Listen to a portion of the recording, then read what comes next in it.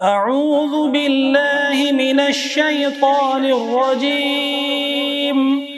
بسم الله الرحمن الرحيم. والضحى والليل إذا سجى ما ودعك ربك وما قلى وللآخرة خير لك من الأولى ولسوف يعطيك ربك فترضى ألم يجدك يتيما فآوى ووجدك ضالا فهدى ووجدك عائلا فأغنى فأما اليتيم فلا تقهر وأما السائل فلا تنهر وأما بنعمة ربك فحدث. صدق الله العظيم. ألف لام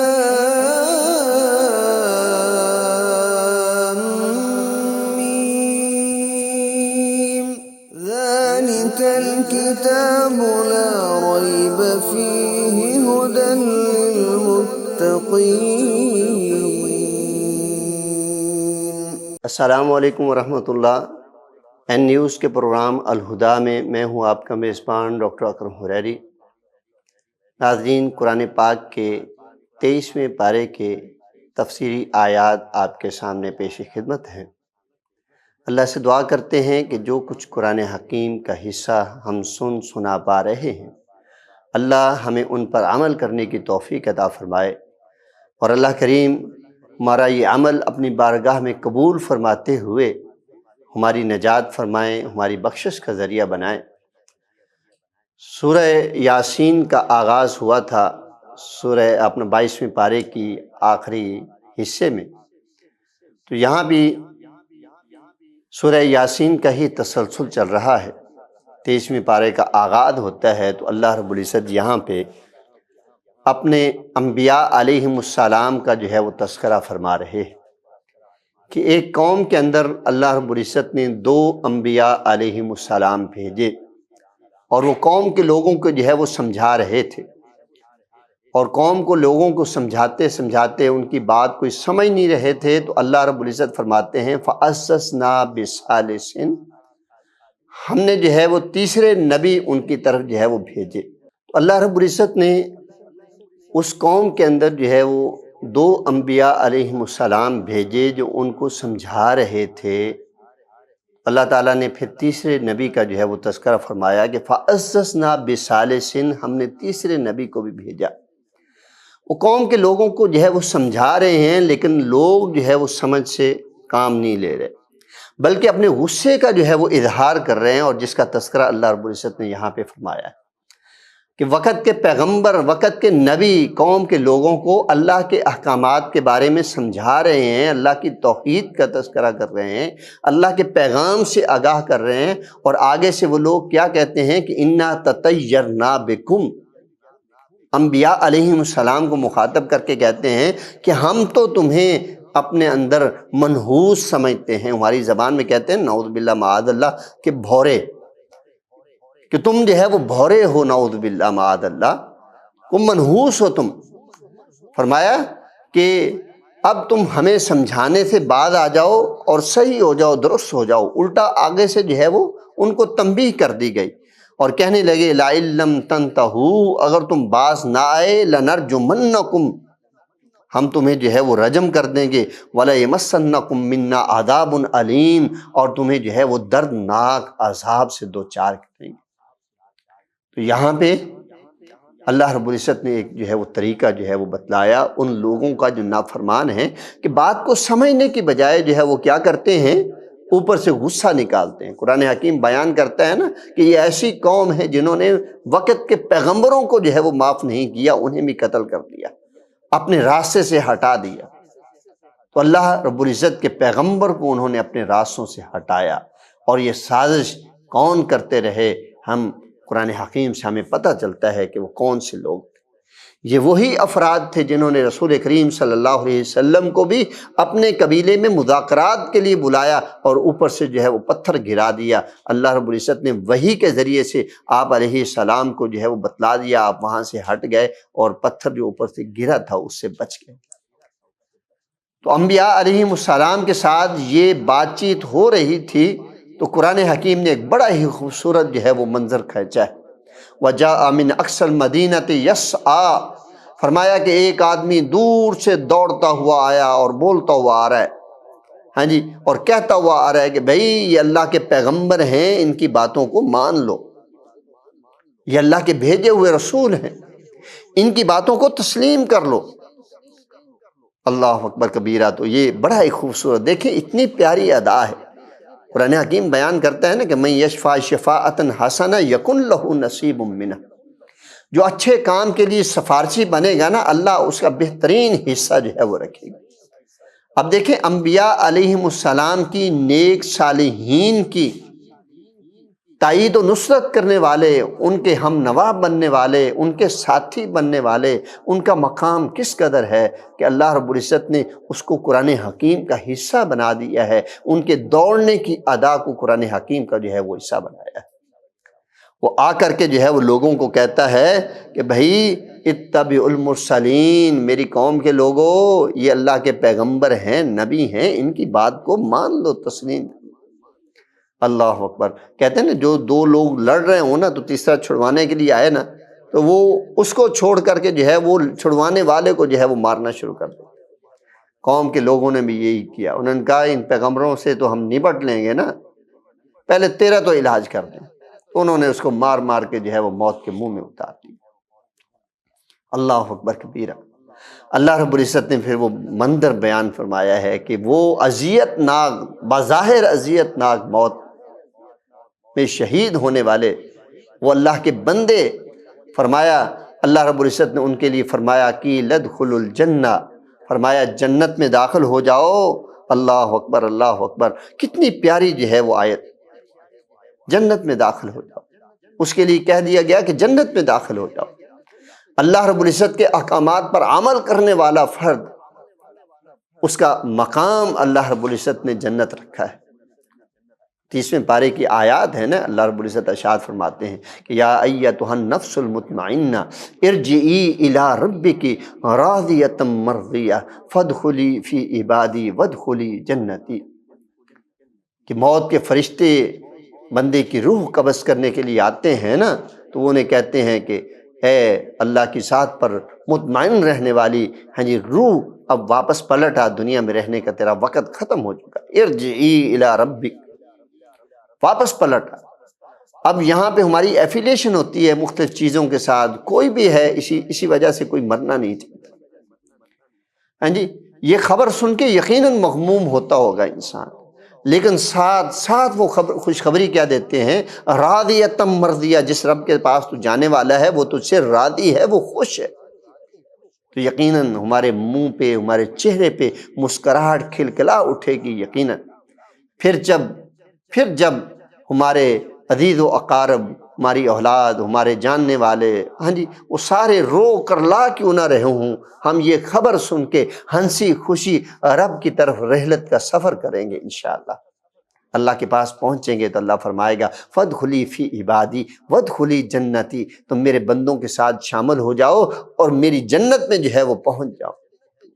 حقیقی معنوں میں یہی انسان کی کامیابی ہے۔ اے اللہ کریم، یہاں ان آیات کا تذکرہ کرتے ہوئے میں تجھ سے دعا کرتا ہوں کہ میرے جتنے بھی سامعین یہاں پہ سن رہے ہیں ان آیات کو، یا اللہ مجھے اور میرے سامعین اور ناظرین کو اے اللہ موت ایسی نصیب فرما کہ لمحہ موت کے وقت تیری رضا اور خوشنودی کی خبر ہم سنیں، آمین یا رب العالمین۔ وہ فرماتے ہیں قال یا لیت قومی، کاش میری قوم جان لے کہ میرے رب نے میری کتنی بخشش فرمائی۔ قال یا لیت قومی یعلمون بما غفر لی ربی، کہ میرے رب نے مجھے جو ہے وہ معاف کر دیا ہے، اور اس کے ساتھ ساتھ جو ہے وہ میرے رب نے مجھے باعزت لوگوں میں جو ہے وہ بنایا ہے۔ باعزت مقام دیا ہے، وجعلنی من المکرمین، مجھے باعزت بنایا ہے۔ تو یہاں پہ یہی سیم اللہ رب العزت نے تذکرہ حضرت موسیٰ علیہ السلام کو خبر دینے والے اس ساتھی کا جو ہے وہ کیا ہے، جس نے آ کر کہا تھا کہ فرعون کے دربار میں یہ طے پا چکا ہے موسیٰ تجھے قتل کر دیا جائے گا، لہذا یہ چھوڑ کے بستی کو کہیں دور نکل جا جہاں پہ جو ہے ان لوگوں کی ایکسیس نہ ہو۔ اللہ رب العزت نے اس کا بھی جو ہے وہ تذکرہ ایسے الفاظ میں فرمایا ہے۔ تو یہ بھی جو ہے وہ تذکرہ کہ دور سے خیر خائی کے نقطہ نظر سے دوڑتا ہوا آ رہا ہے اور آ کر پیغمبروں کی تائید اور نصرت کرتا ہے۔ تو انبیاء علیہم السلام کے ساتھ محبت اور عقیدت رکھنا اللہ جو ہے اس کے ایسے صلے دیتا ہے، اور اگر ان کی تابعداری کی جائے تو اللہ رب العزت پھر جنتوں میں اعلیٰ اور عرفہ مقام بھی عطا فرماتے ہیں۔ اللہ اکبر، اللہ اکبر۔ آگے اللہ رب العزت نے جو ہے وہ تذکرہ فرمایا، انسان جو ہے وہ زندہ ہوتا ہے، ہاں جی، پھر مر جاتا ہے، پھر دوبارہ اس نے جو ہے وہ پیدا ہونا ہے۔ اللہ فرماتے ہیں کہ یہ باتیں کرتا ہے کہ یہ ناز و نعمت کی زندگی، جب روح نکل جائے گی تو جسم جو ہے وہ مٹی مٹی ہو جائے گا، بھلا یہ کیسے ہو سکتا ہے کہ جب ہڈیاں رہ جائیں تو دوبارہ انسان زندہ ہو؟ اپنی دانشوری جو ہے وہ جھاڑتے ہیں، اپنی منطق جھاڑتے ہیں۔ اللہ فرماتے ہیں وَضَرَبَ لَنَا مَثَلًا وَنَسِيَ خَلْقَهُ، ہمارے بارے میں جو ہے وہ مثالیں بیان کرتا ہے اور اپنی تخلیق کو بھول گیا ہے کہ وہ تھا کیا، اس کا ابتدائی وجود کیا تھا تو کچھ نہیں۔ وہ جب اللہ رب العزت پانی کی ایک بوند سے اسے بنا سکتے ہیں تو پھر اللہ رب العزت ان ہڈیوں کے ڈھانچے سے جو ہے وہ کیوں نہیں بنا سکتے؟ اللہ اکبر، اللہ اکبر۔ تو یہاں پہ بھی تذکرہ فرمایا کہ ایک بندہ آتا ہے، آ کر جو ہے وہ کہتا ہے قال من یحیی العظام وہی رمیم، اپنے ہاتھ سے کہیں سے جو ہے اس نے ہڈی دیکھی جو ہاں جی گل سڑ چکا تھا اس کا گوشت، اور وہ ایک ہڈی کو اٹھا کر کے ہاں جی آتا ہے، آ کر جو ہے وہ سوال کرتا ہے جناب عیسیٰ علیہ السلام سے کہ قال من یحیی العظام وہی رمیم، کہ اس بھربری سی ہڈی کو اپنے ہاتھوں سے بھور رہا ہے، ایسے مسل رہا ہے، وہ ہڈی جو ہے وہ بھر رہی ہے، ختم ہو رہی ہے۔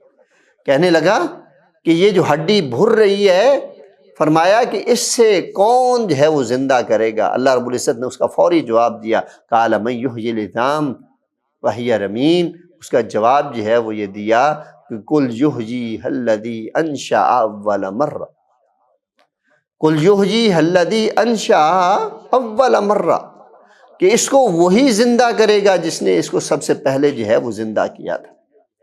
تو اللہ رب العزت اگر زندگی عطا فرما سکتا ہے، وہ مار سکتا ہے، وہ دوبارہ جو ہے وہ زندہ بھی کر سکے گا۔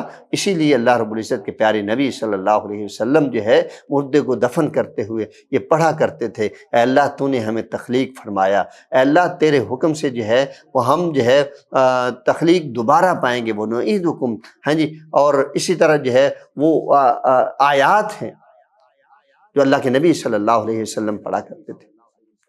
رسول اللہ صلی اللہ علیہ وسلم نے مٹی کی ایک جو ہے وہ لپ اٹھائی اور اس میں ڈالتے ہوئے یہ آیت کریمہ کے تینوں حصے جو ہے وہ تلاوت فرمائے۔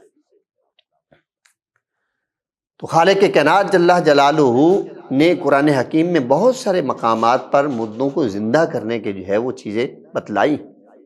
سورہ بقرہ کا آغاز ہوتا ہے تو وہ ایک بندے کا قتل ہو چکا ہوتا ہے، اللہ رب العزت انہیں حکم دیتے ہیں کہ وہ ذبح جو گائے کی گئی تھی اس کے گوشت کا ایک حصہ اس کو لگایا گیا، اس نے زندہ ہو کر بتلایا کہ میرا قاتل فلاں ہے۔ اللہ نے حضرت عزیر علیہ السلام کی مثال بیان کی کہ 100 سال تک وہ ان کا گدھا اور ان کا کھانا پینا، اللہ نے اس کو 100 سال کے بعد جو ہے وہ کھانے کو بھی تر و تازہ رکھا، اور گدھا جو ہڈیوں میں گل سڑ چکا تھا اس کی ہڈیوں کے اوپر حضرت عزیر کے سامنے اس کا گوشت جو ہے وہ چڑھایا۔ وَكَيْفَ نُنشِزُهَا، کہ اللہ رب العزت ارشاد فرماتے ہیں کہ کیسے ہم نے جو ہے ان کی ہڈیوں کے اوپر جو ہے وہ گوشت چڑھا دیا، اور حضرت عزیر علیہ السلام کو بھی جو ہے وہ کھڑا کیا۔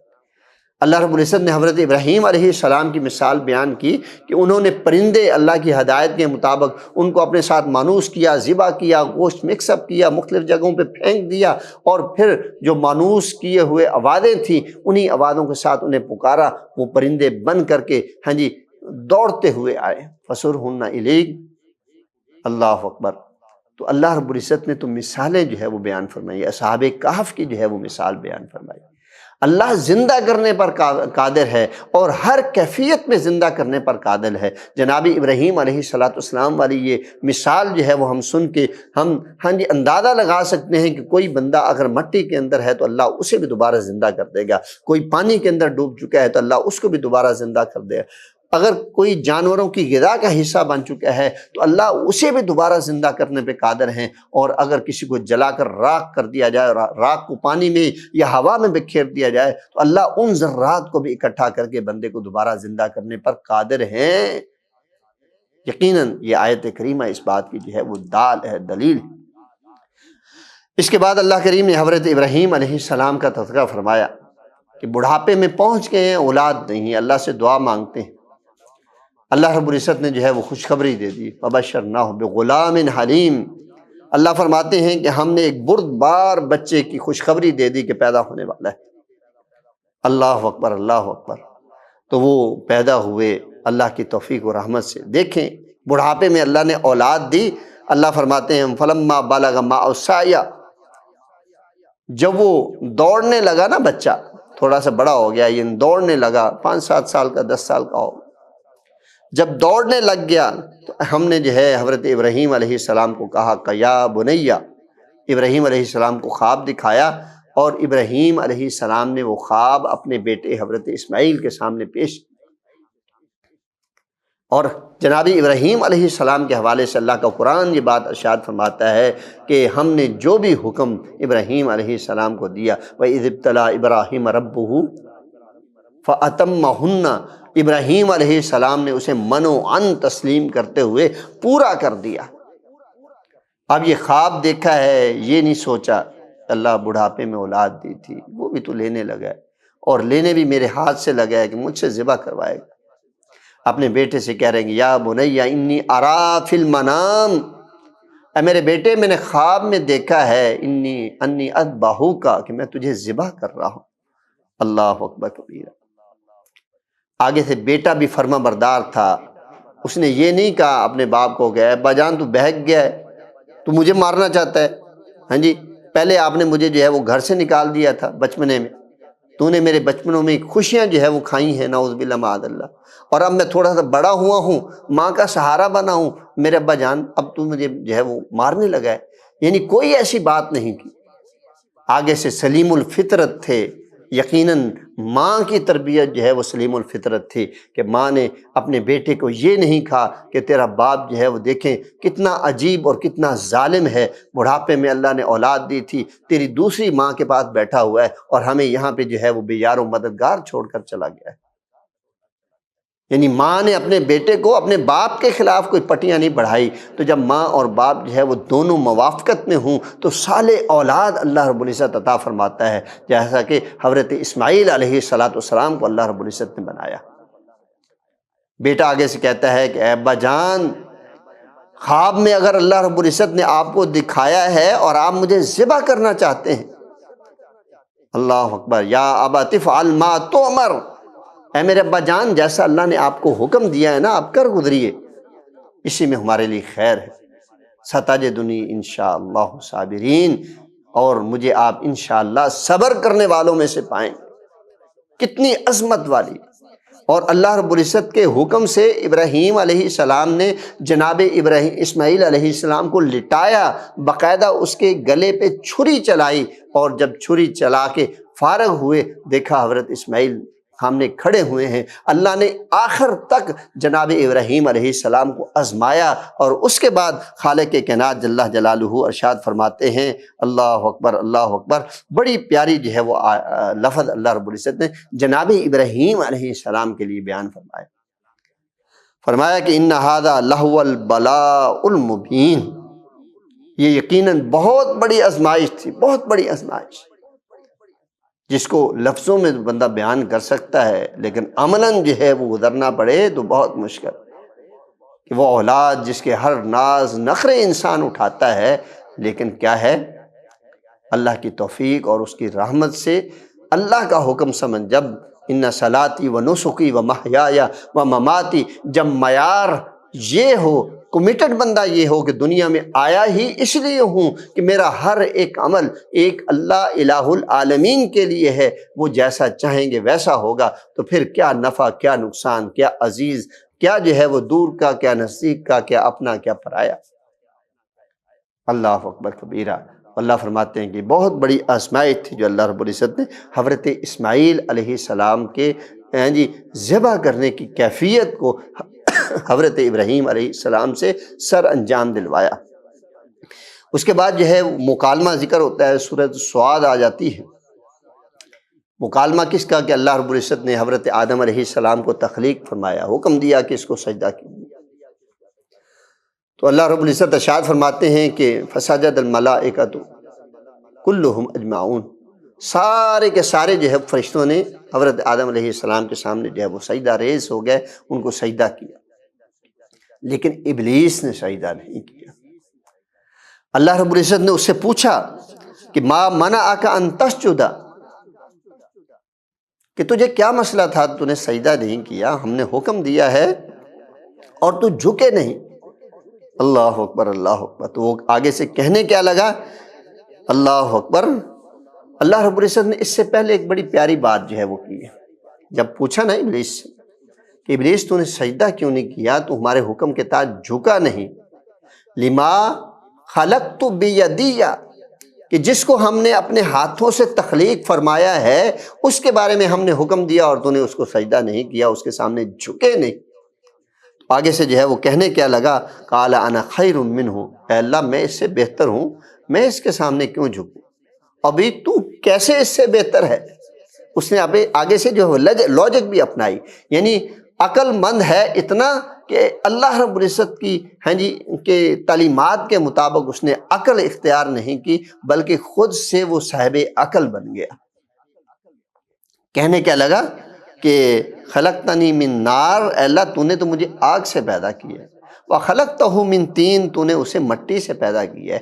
آگ بلند ہوتی ہے، آگ اوپر جاتی ہے، آگ کے اندر شعلہ ہے، آگ کے اندر سختی ہے، اے اللہ مٹی وہ تو پاؤں میں روندی جاتی ہے، تو اس کا بنایا ہوا میں اس کے سامنے جھک جاؤں؟ اللہ نے یہ بات سنی نا کہ اس کو میرا حکم نظر نہیں آیا، اس کو اپنی ساخت نظر آ گئی کہ ہم بنائے کیسے، اس کو میرا حکم نظر نہیں آیا کہ میں نے حکم دیا ہے ان کے سامنے جھکنے کے لیے۔ تو اللہ کو غصہ آیا، فرمایا فخرج فإنک رجیم، دفع ہو جائے یہاں سے، تو آج سے ریجیکٹڈ پرسن ہے، آپ ہمارے دربار میں آئندہ جو ہے وہ داخل نہیں ہو سکتے۔ وَأَنَّ لَعْنَةَ اللَّهِ، اللہ اکبر۔ یہ مختلف طریقے سے جو ہے وہ لعنت کے الفاظ بھی قرآن حکیم جو ہے وہ بیان فرماتا ہے۔ وَإِنَّ عَلَيْكَ لَعْنَتِي إِلَىٰ يَوْمِ الدِّينِ، فرمایا قیامت کے دن تک تیرے اوپر جو ہے وہ میری پھٹکار جو ہے وہ نازل ہوتی رہے، دوری ہی دوری رہے گا، میرے قریب جو ہے وہ نہیں پھٹک سکے گا۔ اب اس کو پتہ تھا کہ اللہ رب العزت کا غصہ ہے، اور اسے یہ بھی پتہ ہے کہ اللہ رحیم بھی ہے، اللہ عطا کرنے والے بھی۔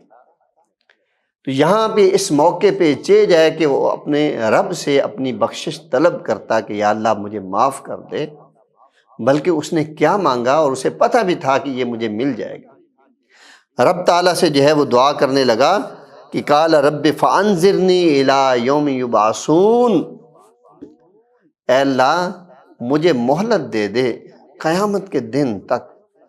اب یہ جانتا ہے کہ قیامت کا دن برپا ہونے والا ہے، اور اس کے چیلے آج اس بات کو تسلیم نہیں کر رہے، یعنی خود شیطان جانتا ہے کہ قیامت کا دن برپا ہوگا، اس لیے تو اللہ سے مہلت مانگ رہا ہے، تھوڑے وقت کے نہیں، قیامت تک کے لیے جو ہے وہ مہلت طلب کر رہا ہے۔ تو یہاں پہ اللہ رب العزت نے کیا فرمایا؟ فَإِنَّكَ مِنَ الْمُنذَرِينَ، اور جا تجھے مہلت ہے، إِلَىٰ يَوْمِ الْوَقْتِ معلوم، اس وقت تک جب قیامت برپا ہوگی، اس وقت تک تجھے مہلت ہے، جب قیامت برپا ہو جائے گی پھر تیرا اختیار سلب کر لیا جائے گا، پھر تو ہمارے کنٹرول اور قبضے میں ہوگا۔ اللہ اکبر۔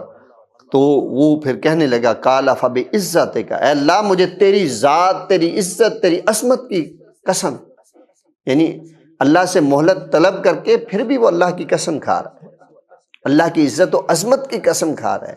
اسے پتہ ہے کہ عزت والا، عظمت والا، بالا تر وہی الہ العالمین ہے۔ کہنے لگا فَبِعِزَّتِكَ لَأُغْوِيَنَّهُمْ أَجْمَعِينَ، اے اللہ مجھے تیری عزت و عظمت کی قسم، میں تیرے بندے سارے بندوں کو جو ہے وہ راہ سے پھسلانے کی کوشش کروں گا، گھات لگا کے بیٹھوں گا، ان کو تیرے احکامات سے دور کروں گا۔ اور ساتھ اس بات کا بھی اقرار کرتا ہے إِلَّا عِبَادَكَ الْمُخْلَصِينَ، اے اللہ جو تیرے مخلص بندے ہیں نا وہ صرف بچ سکیں گے، ورنہ سارے میری چالوں میں جو ہے وہ آ جائیں گے۔ یعنی یہاں سے اس مکالمے سے یہ بھی ہمیں پتہ چلتا ہے کہ شیطان سے جو بچ جانے والا فرد ہے وہ اللہ کا مخلص بندہ ہے، لہذا جو بھی اللہ کا مخلص بندہ ہوگا نا وہ شیطان کی چالوں سے ہمیشہ کے لیے محفوظ رہے گا۔ تو کیوں نہ ہو ہم اللہ کے بہترین اور مخلص بندے بن جائیں، حنیف مسلمہ، یک طرفہ ہو کے اللہ کے فرما بردار بن جائیں، کہ ہماری کمیٹڈ میں ہو، ہماری یہ جستجو ہو، ہمارا یہ پختہ ارادہ ہو، ہمارا یہ مائنڈ سیٹ ہو کہ ہم مر جائیں گے لیکن شیطان کے کہنے پہ عمل نہیں کریں گے، تو یقیناً دوسری طرف رحمان والا راستہ ہے، اور رحمان والے راستے میں آ گئے تو ہم انشاءاللہ شیطان کی چالوں سے ہمیشہ کے لیے محفوظ رہ جائیں گے، پھر ہم رحمان والے ہوں گے، انشاءاللہ ہمارا مقام انشاءاللہ جنت الفردوس۔ تو یہ قرآن حکیم نے ایک بڑا ہی پیارا جو ہے مکالمہ جو ہے ہمارے سامنے رکھا ہے۔ اس پارے کی آخری آیت ہے، قرآن حکیم ارشاد فرماتا ہے اِنَّكَ مَيِّتٌ فَإِنَّهُمْ مَيِّتُونَ، اے نبی صلی اللہ علیہ وسلم آپ بھی فوت ہونے والے ہیں اور یہ بھی سارے جو ہے وہ فوت ہونے والے ہیں، کہ موت کا پروانہ ہر کسی کے اوپر جو ہے وہ آنے والا ہے، کوئی ایسا شخص نہیں کہ موت سے بچ سکے، کل نفس ذائقۃ الموت، ہر ایک جان موت کا ذائقہ چکھنے والی ہے، کل من علیہا فان ویبقی وجہ ربک، فرمایا کہ ہر چیز فنا ہونے والی ہے، اگر باقی رہنے والی ذات ہے تو وہ صرف الہ العالمین کی ذات ہے۔ ثم انکم یوم القیامت، پھر قیامت کے دن عند ربکم تختصمون، تمہارے رب کے پاس تمہارے جو ہے وہ معاملات ہوں گے اور ان کی جو ہے وہ ان کا فیصلہ فرما دیا جائے گا۔ یعنی ہر کسی نے اس موت کے ذریعے سے قیامت تک جو ہے وہ پہنچنا ہے۔ تو یہ ایک الفاظ ہیں ہر ظالم کے لیے بھی، اور یہ سٹیٹمنٹ ہے مظلوم کے لیے بھی، اگر ظالم ہے تو بھئی کتنا ظلم کرے گا، آخر تو موت کے منہ میں تو نے جانا ہے، رب کی گرفت میں تو آنا ہے نا، عند ربکم، اپنے رب کے پاس تو جانا ہے نا، یوم القیامہ، قیامت کے دن تو اللہ کے سامنے پیش ہونا ہے، اور اللہ نے ہمارے اور تمہارے درمیان جو ہے وہ فیصلہ تو کرنا ہے نا۔ اور مظلوم کے لیے بھی تسلی ہے کہ اللہ کے بندے صبر کر، تحمل کر، اللہ اس کے بدلے میں تجھے اجر دے گا، ظالم نے بھی نہیں رہنا اور تو نے بھی نہیں رہنا۔ اللہ رب العزت نے اپنے پیغمبر کے ذریعے سے ہمیں بہت ہی اچھی باتیں جو ہے وہ سکھلائی ہیں، قرآن حکیم کے ذریعے سے بڑے ہی زندگی کے مسائل حل کرنے کے لیے ہمیں ٹپس بتائے گئے ہیں۔ اللہ سے دعا کرتے ہیں اللہ ہمیں عمل کی توفیق عطا فرمائے۔ آج کے پروگرام کا وقت ختم ہوا جاتا ہے، انشاءاللہ کل ہم 24ویں پارے کی تفسیر کے ساتھ آپ کی خدمت میں دوبارہ حاضر ہوں گے۔ تب تک کے لیے اپنے میزبان ڈاکٹر اکرم حریری کو اجازت دیجیے۔ السلام علیکم ورحمۃ اللہ۔